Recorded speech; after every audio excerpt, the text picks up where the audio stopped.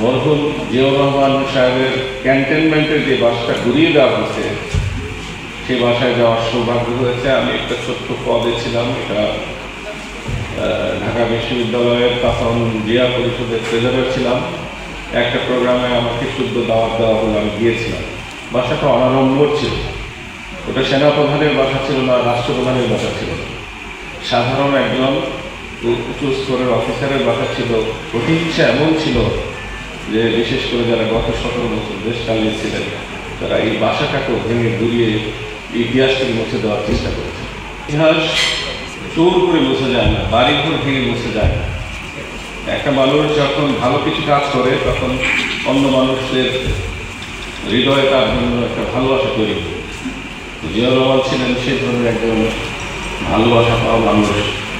আমরা তাকে গভীর শ্রদ্ধার সাথে স্মরণ করি, তার আত্মার মাগফিরাত কামনা করি, তার জন্য দোয়া করি। জিয়াউর রহমান প্রথম ঘোষকটা কিন্তু প্রেসিডেন্ট হিসাবে দিয়েছে। আমি পয়েন্ট আউট করতে চাচ্ছি, বিশেষ পরীক্ষায় কিন্তু তখন প্রশ্ন করা হতো যে প্রথম প্রেসিডেন্ট বাংলাদেশের কে। তখন এক ধরনের উত্তর ছিল, কিন্তু আসলে যদি ওইটা ধরা হয় তাহলে প্রথম প্রেসিডেন্ট কিন্তু জিয়াউর রহমান। তো এই জন্য এই কথাগুলো বলা দরকার, মানুষ বলার সাহস পায় না। সত্যি ঘটনাগুলো না জানলে আমাদের ছেলেরা শিখবে করতে। আমি দু একটা সত্যি ঘটনার অবতারণা করলাম এবং জিয়াউর রহমান এবং তার এই যে দল। আরেকটা ছোট্ট একটা ব্যাপার বলি, গার্মেন্টসের ব্যাপারটা তো আমরা জানলাম, উনি এনেছেন আমাদের দেশে গার্মেন্টসের ব্যাপারটা। কিন্তু আরেকটা ব্যাপার যেটা ওনার হাতে গড়া অর্থমন্ত্রী, সিলেটের সন্তান সাইফুর রহমান সাহেব বাংলাদেশের অর্থনীতির ভিতটা গড়ে দিয়েছেন।